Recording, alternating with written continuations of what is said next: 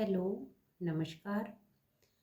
आज हम शुरुआत करेंगे जो क्षितिज का जो पाठ है कक्षा 10वीं का बाल गोविंद भगत। इस पाठ के जो लेखक हैं वो हैं राम वृक्ष बेनीपुरी। अभी राम वृक्ष बेनीपुरी क्या हैं कि एक गांव में जाते हैं और वहाँ एक आदमी होता है जिसका नाम होता है बाल गोविंद भगत। उसके चरित्र से और उसकी जो दिनचर्या होती है उसको लेके बहुत ज़्यादा प्रभावित होते हैं, हैरान रह जाते हैं। अभी सबसे पहले मैं आपको बताऊंगी कि बाल गोविंद भगत कौन है। राम वृक्ष बेनीपुरी जिस गांव में जाते हैं, बाल गोविंद भगत उस गांव का एक बुजुर्ग आदमी है।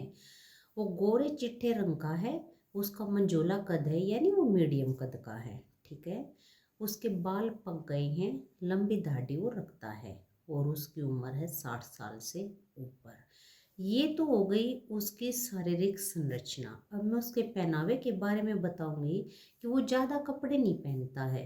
वो सिर्फ कमर पे एक लंगोटी रखता है और सिर पर एक कबीर पंथी जो होते हैं ना, उन जैसी कनपटी की टोपी पहने रखता है। यानी वो कबीर से बहुत ज़्यादा कबीर से उसका लगाव बहुत ज़्यादा है। वो कबीर पंथी है, यानी वो ईश्वर की तरह कबीर को मानता है। अभी उनकी आर्थिक स्थिति क्या है, उसके पास एक साफ सुथरा मकान है और खेती बाड़ी है। उसकी ज़मीन से जो भी कुछ पैदा होता है, यानी जो भी वो फसल उगाता है, पहले उसको अपने सिर पे लाद कर और कबीर पंथियों का जो मठ होता है वहाँ पर लेके जाता है। उसमें से प्रसाद के रूप में कबीर पंथ के जो मठ वाले आदमी हैं उसको जो दे देते हैं वो लेके आ जाता है और उसी में अपना गुजर बसर कर लेता है। अब बात आती है कि उसके परिवार में कौन कौन है। जिस समय की बात हो रही है उस समय उनकी पत्नी नहीं होती हैं, यानी वो स्वर्ग सिधार गई और उनके घर में एक बेटा और एक पतोह है। पतोह यानी बेटे की बहू। उसको अपने बेटे से बहुत ज़्यादा प्यार होता है, जो कि हर माँ बाप को होता है। ठीक है। और वो उसकी अच्छे से शादी कर देते हैं। अब ये सब तो उसकी शारीरिक संरचना, उसकी आर्थिक स्थिति और उसके परिवार के बारे में पता चल गया। अब वो क्या है कि कबीर के संगीतों में इतना ज़्यादा ध्यान लगाते हैं जिसका वर्णन यहाँ पे किया गया है। आषाढ़ के समय में, यानी जब धान का रोपण होता है, तो जो भी आदमी धान लगाता है, खेतों में धानों की रोपाई करता है, उसके आधे पैर ही कीचड़ या पानी में सने हुए होते हैं। परंतु बाल गोविंद भगत अपने काम में इतनी लगन और रुचि से करते हैं कि वो पूरे शरीर को कीचड़ से सान लेते हैं और रोपाई करते रहते हैं और साथ में कबीर के संगीत गाते रहते हैं। अभी भादो मास का वर्णन किया गया है पाठ में कि जिस समय रात बहुत ज़्यादा अंधेरी होती है, यानी अंधेरा ज़्यादा होता है, सभी सोए हुए होते हैं, तो उस समय वो अपनी कुछ बजाने का लेके जाते हैं रात के समय में और अपने संगीत गुनगुनाने लगते हैं। और फिर कार्तिक मास का वर्णन किया गया है कि कार्तिक मास में आप सभी को पता है कि ठंड बहुत ज़्यादा होती है। जब सुबह सभी अपने बिस्तरों में होते हैं तो जो बाल गोविंद भगत है वो गंगा के तट पर जाकर स्नान करते हैं और वहीं किसी ऊंचे टीले पे बैठ के कबीर के संगीतों का गुणगान करने लगते हैं। और गर्मी के समय में तो वो अपने घर में ही बैठ के कबीर के संगीत गाते हैं या उनके गीत गाते हैं। वो इतने अच्छे स्वर में गाते हैं कि उनका इतना ज़्यादा ध्यान होता है कि सुनने वाले भी झूम उठते हैं। अब ये सभी बातों का जो वर्णन किया गया है, इन सब बातों से पता चलता है कि कबीर बाल गोविंद भक्त का भक्ति के अंदर कितना ध्यान था। ठीक है। उसके अलावा उसका समय अच्छे से व्यतीत होता जाता है, परंतु एक समय ऐसा आता है जब उसके बेटे की मौत हो जाती है, जो कि हर माँ बाप के लिए एक दुख भरी बात होती है। परंतु बाल गोविंद भगत इससे अलग होते हैं।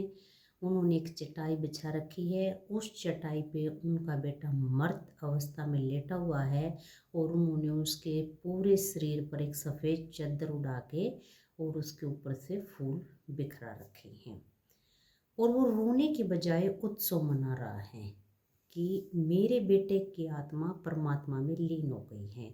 यानी उसका मानना है कि जो बंदा पैदा होता है तो उसकी आत्मा ट्रैवल करने के लिए आती है, असल में तो उसे परमात्मा के पास ही जाना होता है और वो अपने बेटे की मौत का भी उत्सव मनाता है, जिसको देखकर लेखक बड़ा आश्चर्यजनक रह जाता है।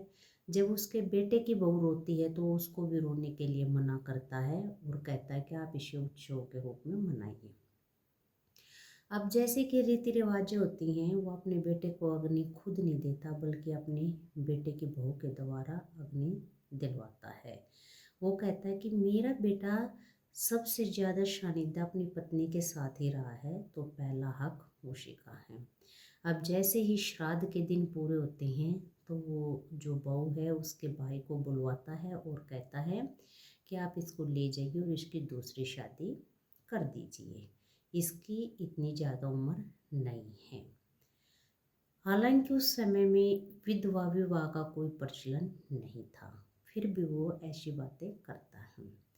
परंतु जो बेटे की बहू है वो मना कर देती है कि मैं आपको छोड़ के कहीं नहीं जाऊंगी, क्योंकि उसको पता है कि अब आपके अलावा इनका कोई भी नहीं है, कौन इसको खाना बना के देगा। परंतु बाल गोविंद भगत के सामने उनकी बहू की एक नहीं चलती और वो उनको उनके भाई के साथ भेज देता है। फिर भी वो अपनी दिनचर्या में ऐसे ही लगा रहता है जैसे कि वो हमेशा लगा रहता है। अभी क्या है कि वो गंगा स्नान के लिए हर वर्ष जाता है, जो कि 30 किलोमीटर दूर है, ठीक है। और वो पैदल यात्रा करता है, सुबह घर से खाना खा के निकलता है और घर ही वापस आके खाता है। अभी गंगा स्नान का मतलब है कि वो संगम पर स्नान करने के लिए जाते हैं, परंतु अब क्या है कि वो काफ़ी बूढ़े हो चुके हैं और अब की बार जब वो गंगा स्नान करके आए तो उनकी जो हालत थी वो खराब हो जाती है। आस पड़ोस के लोग उनको कहते हैं कि आप दोबारा से इस दिनचर्या में लीन न हों, परंतु वो किसी की बातों को नहीं मानते और ऐसे ही सुबह उठ के स्नान करते हैं, वहीं टीवी पे संगीत का गुणगान करते हैं। परंतु एक सुबह ऐसी आती है कि रात के समय तो बाल गोविंद भगत का जो भजन है वो सभी को सुनाई दिया था और सुबह के समय बाल गोविंद भगत का संगीत किसी को भी नहीं सुनाई दिया। यानी बाल गोविंद भगत क्या है, अब जिंदा नहीं रही, उनकी भी आत्मा परमात्मा में लीन हो गई। तो इस पाठ से हमें ये पता चलता है कि बाल गोविंद भगत एक कितना अच्छा आदमी था। वो सभी कुरीतियों को ख़त्म करना चाहता था, वो उन सब चीज़ों को छोड़ना चाहता था जो कि सभी के लिए खतरनाक थी। और वो अपने आप को कैसे भक्ति में लीन रखता है। उसने अपने बेटे की मौत के समय कोई दुख नहीं मनाया, सिर्फ उत्सव मनाता है और वो जैसा चाहता था उसको भी वैसे ही मौत मिली, क्योंकि वो काफ़ी बूढ़ा हो गया था, अब उसका ध्यान रखने वाला कोई भी नहीं था। तो इन सब बातों को देख के जो राम वृक्ष बेनीपुरी हैं वो बड़े हैरान रह जाते हैं कि मैंने बाल गोविंद भक्त जैसा कोई भी आदमी नहीं देखा। ये पूरे पाठ का सार था।